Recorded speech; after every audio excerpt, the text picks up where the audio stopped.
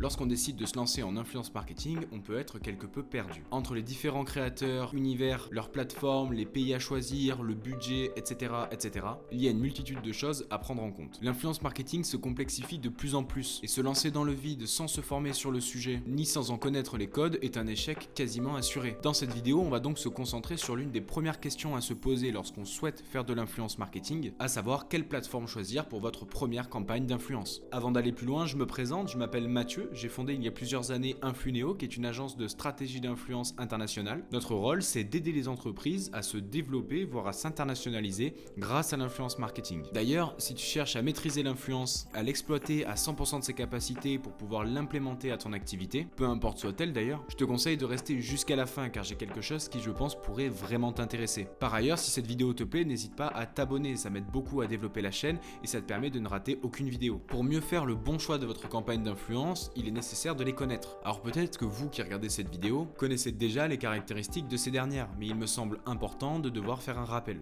Instagram, dans un premier temps, est une plateforme lancée en 2010 et utilisée par plus de 1 milliard de personnes tous les mois. Vous l'aurez compris donc, il fait partie des plus gros réseaux sociaux dans le monde. Ce qui est intéressant avec cette plateforme, c'est la mise en avant de l'esthétisme qui peut être par ailleurs poussé à son paroxysme, surtout à l'époque. Cela avait été relativement décrié fut un temps lorsqu'Instagram abordait le culte du beau, voire du parfait. Les créateurs de contenu y abordaient un mode de vie relativement parfait, idyllique, en retirant tous les mauvais côtés. C'est quelque chose qui est aujourd'hui moins apparent mais qui reste tout de même présent. Sur le plan des fonctionnalités, Instagram offre la possibilité de partager des contenus photos et vidéos qui étaient au départ au format carré avant de pouvoir se diversifier. Aujourd'hui, il y a une multitude de formats sur Instagram et c'est à mon sens l'une des plateformes les plus polyvalentes. Il existe notamment les stories, qu'elles soient temporaires ou bien à la une, les réels, les posts et même le mode shopping. Pour la seconde plateforme, on va s'intéresser maintenant à YouTube. YouTube, lui, a été lancé en 2005 et racheté par Google en 2006. C'est aujourd'hui la plus grande plateforme de partage de vidéos dans le monde, et ce comptabilisant plus de 2 milliards d'utilisateurs tous les mois. Ce qui rend YouTube unique, c'est son rôle central dans la démocratisation du partage de contenu vidéo, que ce soit du divertissement, de l'éducation ou autre. À l'origine, elle recensait énormément de contenus très amateurs. Mais avec le temps et grâce à son modèle aussi de rétribution, donc de rémunération, la plateforme a ainsi permis la professionnalisation de ses acteurs. Et oui, YouTube a grandement contribué à l'émergence des créateurs de contenu qui sont mis à pouvoir vivre de cette activité et donc de pouvoir continuer à travailler et à devenir de plus en plus professionnels. Sur le plan des fonctionnalités, YouTube offre la possibilité de poster des vidéos de manière générale, que ce soit sous format vertical ou horizontal, en format long ou court,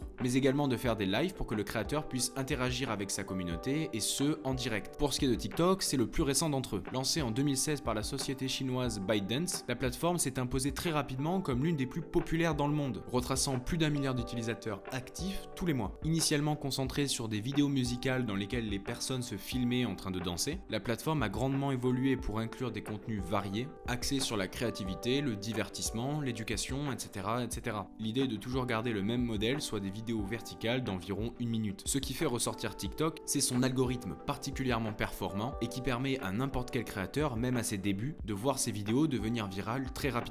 Pour ce qui est des fonctionnalités, alors il y a évidemment les posts TikTok, qui sont donc des formats verticaux qui sont utilisés en majorité, mais pas que. Avec l'ajout récent des formats plus longs, des lives et très récemment de TikTok Shop, la plateforme augmente sa polyvalence pour faire venir de nouveaux créateurs. Mais ce qui a le plus de traction, c'est le modèle de rémunération de TikTok. Avec ça, des milliers de personnes sont venues tenter leur chance et cela a offert une diversité immense en termes de contenus différents. À présent, vous en savez un petit peu plus sur ces plateformes et vous commencez à comprendre les différences qu'il peut y avoir entre elles. Pour choisir l'une d'entre elles, la toute première question que vous devez vous poser, c'est de savoir quelle est votre cible. Même s'il y a une diversité toujours plus présente sur les réseaux sociaux, il y a encore des disparités avec par exemple une communauté plus jeune sur TikTok que sur YouTube. Ainsi, définir clairement votre persona, notamment en matière d'âge, peut commencer à vous mettre la puce à l'oreille sur la plateforme qui va être la plus adéquate pour vous. Mais évidemment, il n'y a pas que ça. Il faut aller plus loin et réfléchir à ses goûts et à la manière à laquelle il consomme le contenu. Par exemple, si votre public est sensible aux vidéos longues, YouTube sera sans doute un meilleur choix. Et à l'inverse, pour des vidéos plus courtes et plus rapides,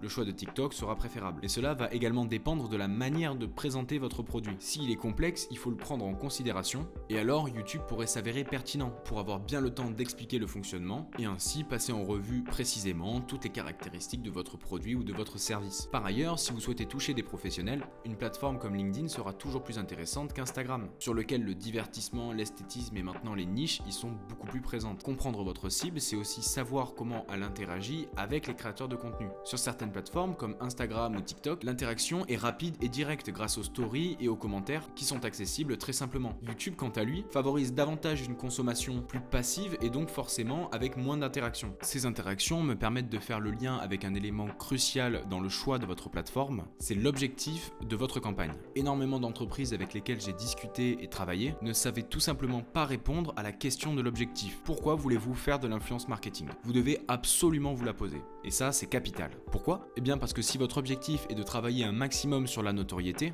alors vous n'irez probablement pas sur la même plateforme que si votre objectif est de travailler sur de la conversion. Par exemple, si vous cherchez à accroître la notoriété de votre marque, il vous faudra des plateformes qui favorisent une large diffusion et où la viralité y est plus concentrée. Ici, TikTok et Instagram peuvent être donc des choix stratégiques, de par la simplicité d'accès, de visionnage, de partage, et elles permettront une plus large viralité que sur YouTube par exemple. En revanche, si votre objectif est de vous ancrer sur le long terme, avec notamment un référencement accru, une plateforme comme YouTube pourrait bien mieux répondre à vos objectifs. Par ailleurs, YouTube est très intéressant dès lors qu'on souhaite vendre des produits importants et qui nécessitent donc un temps de réflexion et une analyse profonde du produit ou du service. Ça peut être n'importe quoi, mais c'est souvent à des coûts qui empêchent l'effet coup de cœur de fonctionner et où une vraie attention est forcément de mise. Ici donc, les vidéos d'analyse, de review, de test font parfaitement sens. Il y a donc tout un tas de facteurs, d'éléments qui permettent de choisir la meilleure plateforme qui conviendra à vos besoins, mais il y a un élément qu'on n'a toujours pas abordé et qui est pour autant crucial, c'est le budget. En effet, faire de l'influence marketing, bien que très intéressant dès lors qu'on a un budget restreint, ça a tout de même un coût.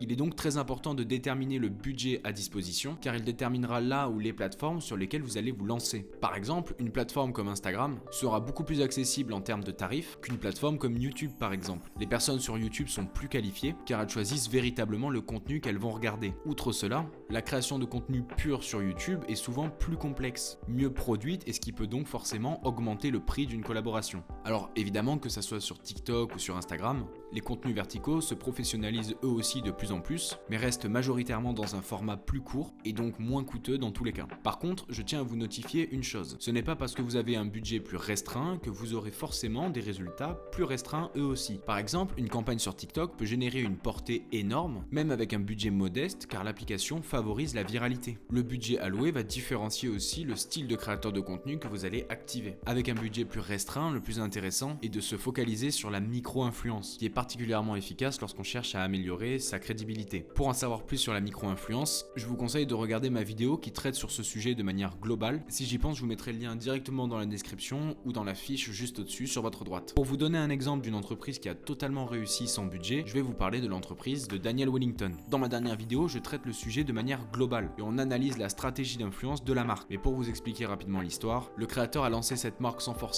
avoir du budget conséquent et s'est mis en tête de promouvoir sa structure en faisant exclusivement de l'influence marketing. Faute de budget, il s'est décidé à réaliser un maximum de collaborations en offrant à des micro-créateurs des montres en échange de contenu. Ici, il a préféré miser sur la masse plutôt que sur quelques collaborations qui étaient, elles, rémunérées. Et forcément, je pense que vous vous en doutez, mais le résultat a été au rendez-vous. Aujourd'hui, la marque a énormément grossi et a réalisé en 2022 plus de 158 millions de dollars de chiffre d'affaires. Maintenant, si on part à l'inverse, on peut prendre une entreprise qui est très connue, NordVPN. Chaque année, c'est des centaines de milliers d'euros qui sont investis rien qu'en France en influence marketing. La marque a de son côté excellé depuis le départ en sponsorisant énormément de créateurs, essentiellement sur YouTube. D'ailleurs, je pense que vous aussi vous les connaissez par le biais d'une collaboration qu'ils ont réalisée sur YouTube, tant ils ont été omniscients dans ce milieu-là. Ici, leur stratégie a été fondamentalement différente de celle de Daniel Wellington et ce fut tout autant un succès. Ils sont partis sur une sponsorisation d'énormément de créateurs en y allouant un budget relativement conséquent. Ce qu'on constate et qui rejoint les deux stratégies, c'est la répétition, ou le fait de réaliser des collaborations en continu et non sur une seule période pour après ne plus rien faire ensuite. Faire de l'influence marketing, ça demande du temps